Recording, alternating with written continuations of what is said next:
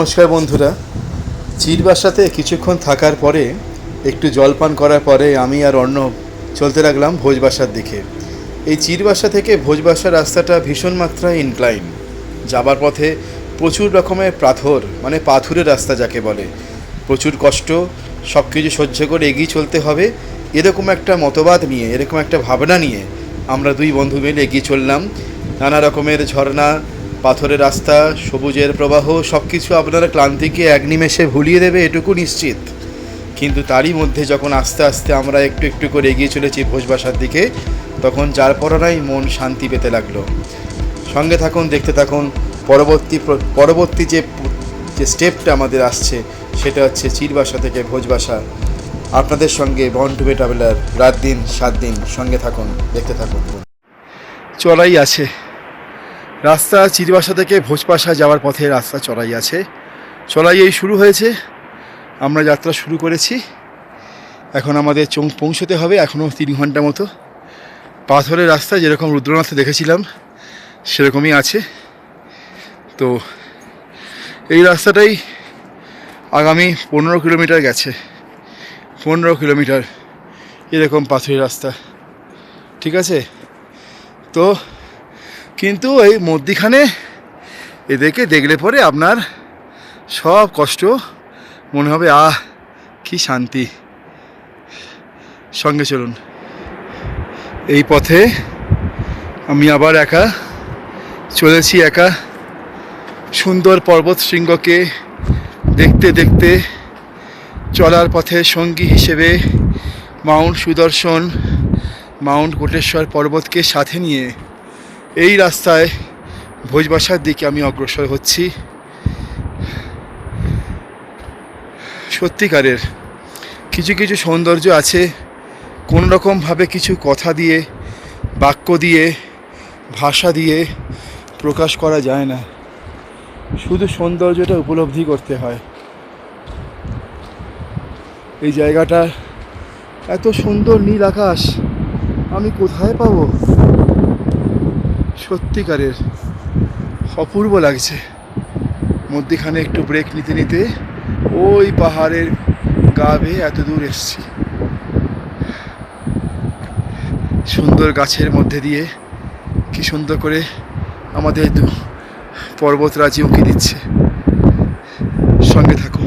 Pathetic রাস্তা, এবারে pathetic রাস্তা শুরু হয়েছে। দেখুন এই পাহাড়ের পাথরের ওপর দিয়ে যাচ্ছি, বাবা প্যাথেটিক রাস্তা পুরোটাই এই রাস্তা চলছে এবার। ওরে বাবা, আগে পিছে কেউ নেই, পুরো আমি একা, একম এবং দ্বিতীয়াম। দেখুন কীরকম করে রাস্তার অবস্থা, প্যাথেটিক। একটু অসতর্ক হলেই পা মচকাবে। আর পাথরগুলো দেখছেন, এক একটা সব মার্বেল পাথর, বাপরে বাপ। হ্যাঁ, পুরো মার্বেল পাথর। যাই হোক, চলেছি নিজের খেয়ালে। অনেকটা আমার ওই মানাগ্রামে শতপন্ত ট্রেকের মতো মনে হচ্ছে।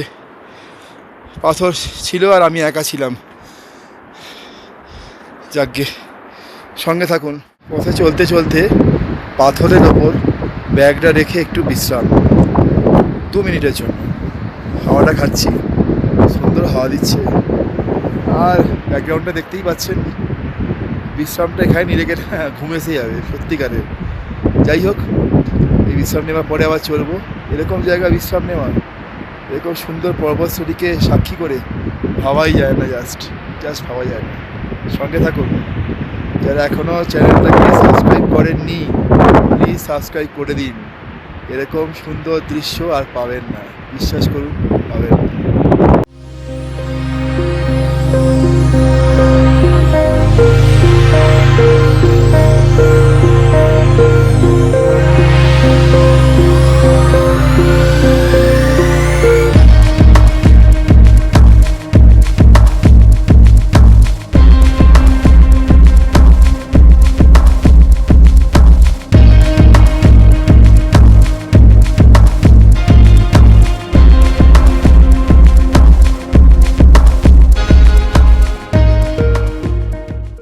একটু চলার পরে একটু বসে নিলাম, জানেন, একটু বসে জল টল খেলাম, টুপিটা পরলাম, ঠান্ডাটা আস্তে আস্তে বাড়ছে, ওই জন্য বসে নিলাম। দেখা যাক, আস্তে আস্তে যাব। অনেক দূর, ওই দূরের রাস্তা দেখাচ্ছি আপনাকে, দাঁড়ান। ওই দেখুন, ওই আঙুল দিয়ে দেখছেন, ওই রাস্তাটা যাচ্ছে, ওই রাস্তা দিয়ে ওই দিকে যাব। আর এই পর্বতকে সাক্ষী রেখে, কি জায়গা আমার এদিক, কি জায়গা, অসাধারণ। ওই জন্য বারবার মনে হয় যে একটু বসে পুরো ভ্যালিটা দেখি চোখ বুঝে। আহা হা, অপূর্ব অপূর্ব অপূর্ব। রাখছি এখন, হ্যাঁ। দেখতে দেখতে চলে এলাম আরেকটা সাগর কাছে। এই সাগর থেকে আবার করে বেরোতে হবে। তোমার বেরোচ্ছি, দেখো পাওয়া যায়। ওরে বাবা, কত ফাঁকো! ওপর থেকে নামলাম, জানো, তোমাকে বলছি, ওই ওপর থেকে নামলাম, ওপর থেকে এই সাগর কাছে নামলাম, আমি আবার ওপরে যাবো। বাস, ও সঙ্গে থাকুন, রোবহস্টক অ্যাডভেঞ্চার। ভীষণ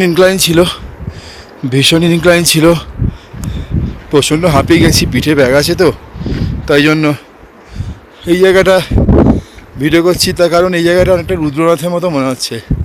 রুদ্রনাথ যাওয়ার সময় এরকম একটা রাস্তা পেয়েছিলাম, খুব সুন্দর ছিল রাস্তাটা, একদম সেম। তো দেখুন আমি কতটা উঁচুতে উঠেছি। হ্যাঁ, ওই তলা দিয়ে ভাগীরথী বয়ে চলেছে, মধ্যিখান দিয়ে রাস্তা। ভীষণ ইনক্লাইন ছিল রাস্তাটা, ভীষণ। আমি রীতিমতো হাঁপাচ্ছি আর একটু করে জল খাচ্ছি, মানে পিঠে ব্যাগ থাকলে যা হয় আর কি। যাই হোক, ঠিক আছে, অসুবিধা নেই, একটু পরে ঠিক হয়ে যাব, আবার আপনাদের কাছে আসছি, সঙ্গে থাকুন। ভোজবাসা যাওয়ার পথে বন টু বি ট্রাভেলার সৌরভ আপনাদের সঙ্গে। একটু বলে রাখি, এই যে দেখছেন পাহাড়, পুরো মাটির পাহাড়, এটা হচ্ছে আরেকটা স্টোন ফলিং জোন। মানে যে কোনো মুহূর্তে আপনার মাথার উপর পাথর পড়তে পারে, এমন করেই পাথরগুলো সাজানো আছে, চিন্তার বাইরে। ওই পথটা ক্রস করে এখানে এলাম এই মুহূর্তে। ওই মুহূর্তে ক্রস করার সময় আমার এত চিন্তা হচ্ছিল, আমি কোনো ভিডিও করতে পারিনি, তো এপারে এসে ভিডিও করছি। যদি আপনারা কেউ আসেন, অনেক ভিডিও আছে যেগুলো হয়তো এই জায়গাগুলো দেখাবে না, আমি দেখিয়ে দিচ্ছি আপনাদের সুবিধার জন্য। আপনারা অবশ্যই মাথায় রাখবেন, এরকম কিছু জোন আছে যেখানে আপনার মাথায় পাথর পড়তে পারে, মাটির পাহাড় পুরো।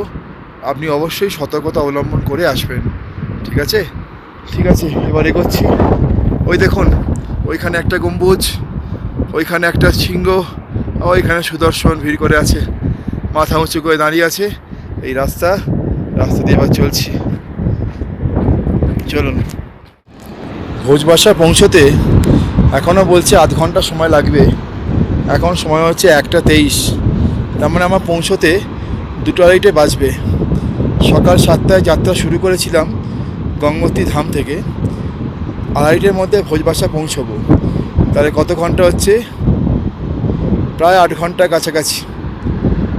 কিন্তু এই সাংঘাতিক কষ্টবহুল জার্নির মধ্যেও মন ভালো হয়ে যায় এনাদেরকে দেখলে।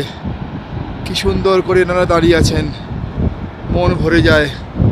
আর কীরকম রাস্তা দেখুন, কুলুকুলুভাবে মা গঙ্গা বয়ে চলেছেন ভাগীরথী হয়ে, আর সুউচ্চ পর্বত শৃঙ্গ বেষ্টিত এই জায়গা।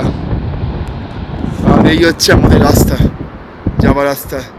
ইনক্লাইনটা পেরিয়ে এসছি, এখন এইটা আস্তে আস্তে এগোতে হবে, চলুন সাথে।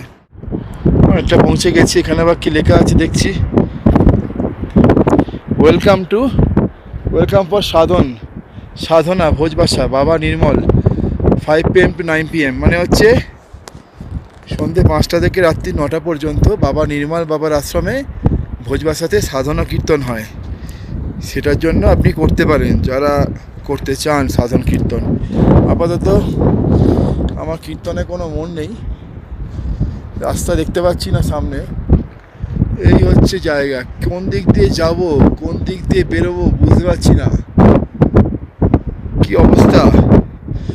আমি নিজেই গাইড হয়ে গেছি, এবারে যাবো তো যাবো, কোন দিক দিয়ে যাবো তাই ভাবছি। আমি একা,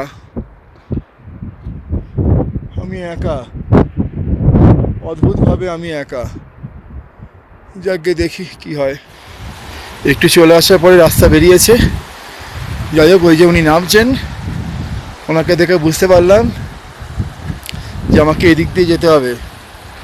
এখানে আবার সাঁকো ডাকো কিছু নেই, বেরোতে হবে পাথরের মধ্যে দিয়েই। একটু জল আছে, জলটা খেয়ে নেবো, পান করবো জলটা। কি সুন্দর জল, আহা। ঠিক আছে, জলটা একটু পান করে নিয়ে তারপর আবার আসছি। ওই রাস্তা দিয়ে আপাতত ওদিকে মাখবো, ওরকম করে মাখবো। হ্যাঁ, অনেকটা হার্ডেল পেরিয়ে এসেছি আপাতত। খুব টাফ ছিল, খুব টাফ ছিল পাথরের রাস্তা। এখনও পাথর শেষ হয়নি। দিগন্ত বিস্তৃত এই জায়গাতে একা আমি হাঁটছি, বাকি সবাই কে কোথায় আছে কে জানে। ওরে বাবা, তবে এই একা হাঁটার মধ্যে একটা দারুণ একটা অ্যাডভেঞ্চার আছে, দারুণ। পাহাড়ের মধ্যে দিয়ে, ভ্যালির মধ্যে দিয়ে, পাথরে জলাজীর্ণ রাস্তার মধ্যে দিয়ে আপনি হাঁটছেন, এটা এক আলাদা অনুভূতি, না এলে বোঝাতে পারবো না।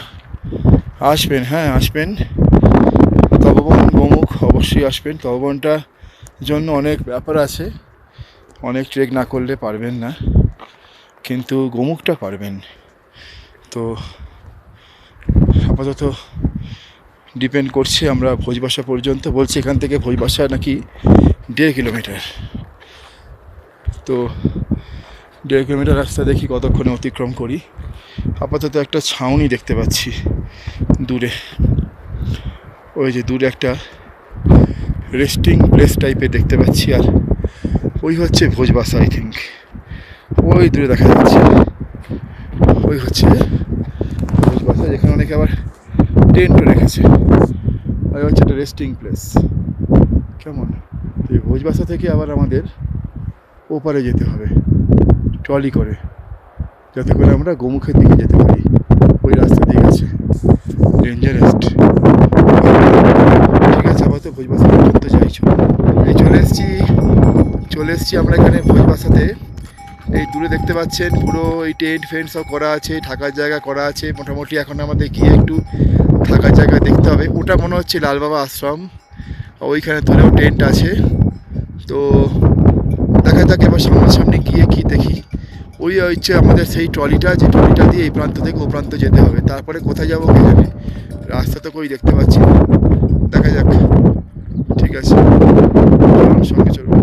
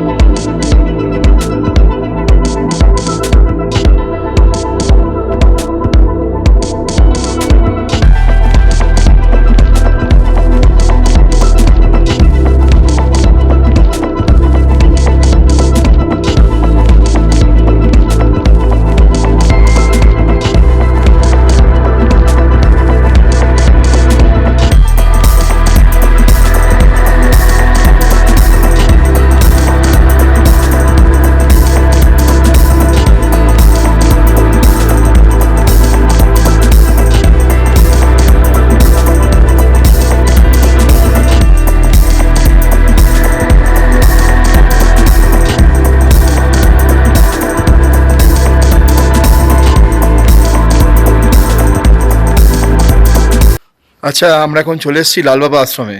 সেই আশ্রম, যে আশ্রমে আমরা সবসময় সব জায়গায় দেখেছি, লালবাবা আশ্রম। তো এখানে আমরা ঘর নিয়ে নিয়েছি, 500 টাকা, খাবার দাবার সব কিছু নিয়ে, পার ডে পার পারসন, থাকা খাবার সব কিছু নিয়ে। তো এখান থেকে ভাগীরথীর দৃশ্যটা, যেটা আপনার মানে দেখলে পরে মন ছুঁয়ে যাবে, সেটা একটু দেখাই। দেখুন, এই হচ্ছে লালবাবা আশ্রম, আর এই হচ্ছে মাউন্ট ভাগীরথী 1 2 3। আমি জুম করছি, দেখুন কত স্পষ্ট মাউন্ট ভাগীরথী। আর এখানে প্রচুর প্রচুর আশ্রম হয়েছে, প্রচুর টেন্ট হয়েছে, প্রচুর টেন্ট ফেলা হয়েছে। হ্যাঁ, আমি চারপাশটা একটু ঘুরে দেখাচ্ছি আপনাকে। মানে এটা হচ্ছে এন্টায়ার ভোজবাসা এরিয়া, লাল বাবা আশ্রম এরিয়া। কেমন, এখানে প্রচুর, দেখুন কত টেন্ট, দেখুন কত টেন্ট, এখানে এত টেন্ট হয়েছে। হ্যাঁ, প্রচুর টেন্ট হয়েছে, টেন্ট এখানে রাখা হয়েছে। আর এখানে আবার শিবলিঙ্গ আছে, মাউন্ট শিবলিঙ্গ। আর এখানে ভাগীরথী 1 2 3 পিক, মানে চিন্তার বাইরে। এই দৃশ্য অবর্ণনীয়, এখানে এলে পরে বুঝতে পারবেন কী জিনিস। হ্যাঁ, আমাদের ঘরটা দেখাই, ঘরটা কোথায় হয়েছে একটু দেখাই। লালবাবা আশ্রমে আমাদের ঘর, আসুন দেখুন লালবাবা আশ্রমের ঘর। এই হচ্ছে আমাদের লালবাবা আশ্রমের, এই আমাদের রাস্তা, এই হচ্ছে লালবাবা আশ্রম, এই হচ্ছে জায়গা, আর এই হচ্ছে আমাদের লালবাবা আশ্রমের ঘর। এই ঘরের মধ্যে ঢুকছি আমরা।